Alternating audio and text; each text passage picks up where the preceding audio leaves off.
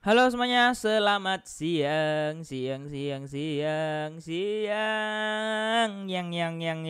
Yang. Oke guysku semuanya. Tadi malam kita udah buat plan, kita kasih gratis malah BTC long ya. Tapi masih banyak yang komen, "Bang itu trap, Bang ini fake, Bang ini bla bla bla" ya. Nah, kalau kalian ngerti market structure, udah ketemu pola yang kayak gini, harusnya sih kalian bisa paham dan mengambil opportunity. Kayak gitu. Opportunity itu apa? Opportunity itu adalah peluang. Nah, aku aja udah scalping dan dapat hampir 300 USD dalam satu hari. Nggak sampai satu hari bahkan, ya. Nah, jadi ini yang aku bilang, ini adalah sebuah momentum yang bisa kita manfaatkan selagi market belum ngasih izin untuk kita nge-swing kayak gitu. Jadi aku selalu bilang ya, setiap di market itu sebenarnya ada possibilities gitu. Ya. Nah, di sini aku udah buat gambar sepenuh hati, udah buat technical sepenuh hati, tarik garis yang kalian bilang garis itu nggak berguna sepenuh hati. Ya, tapi at least ya aku selalu cuan dan ya aku sejauh ini cuan karena tarik garis guys. Aku nggak pernah pakai fundamental yang sebegitunya karena menurut aku mau fundamental mau apapun itu tetap based on the technicals gitu. Misalnya nih ada news sekalipun based on the fundamental ya. Misalnya dia ngepam, itu ngepamnya pasti rejectnya di mana? Di resist. Dia nggak mungkin terbang terus. Dan ketika ada bad news, dia ngedamnya kemana? Ke area support. Udah.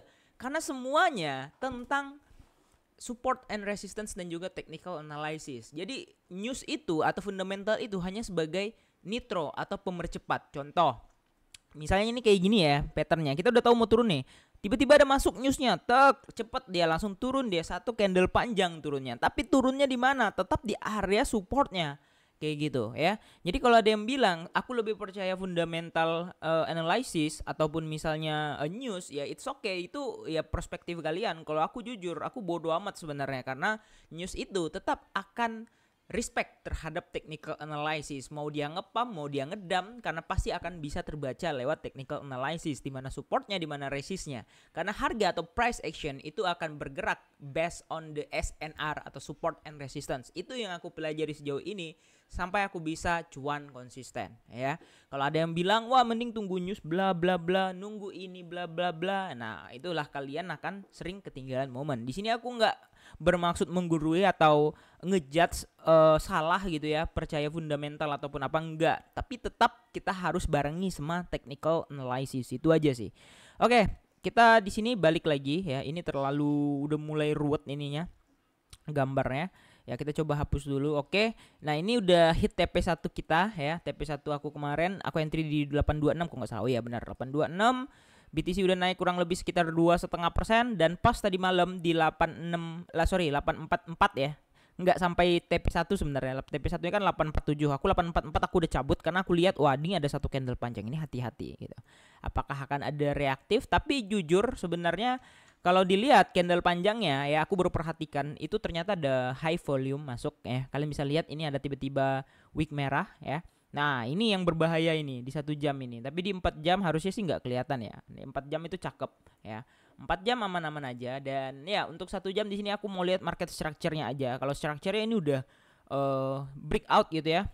Structure-nya udah breakout. Karena kemarin banyak yang bilang wah itu fake segala macam ya. Aku tetap percaya sama analisa aku dan aku tetap melakukan long BTC kayak gitu. Kenapa? Karena aku nggak peduli sama pendapat orang tuh, aku nggak peduli. Selagi aku merasa aku yakin dan kalau misalkan pun salah atau loss ya udah aku nggak nyalahin siapapun karena murni kesalahan aku pribadi. Tapi aku bisa take control of myself gitu ya. Aku tahu apa yang harus aku lakukan, aku tahu money manajemennya, aku tahu manajemen resikonya ya.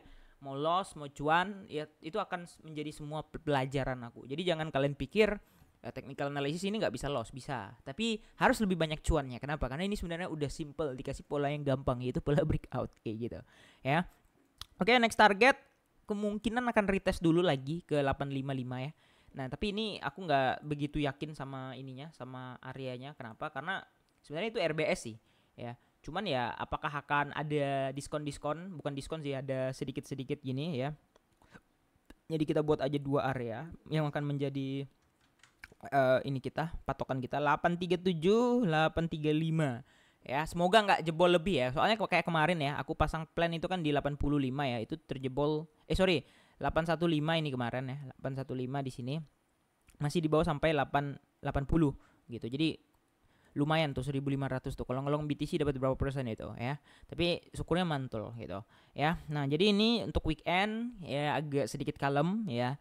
Low volume ya. Ingat, weekend itu low volume, Minggu itu persiapan untuk choppy, Senin itu market dikocok, Selasa itu recovery atau track apa namanya?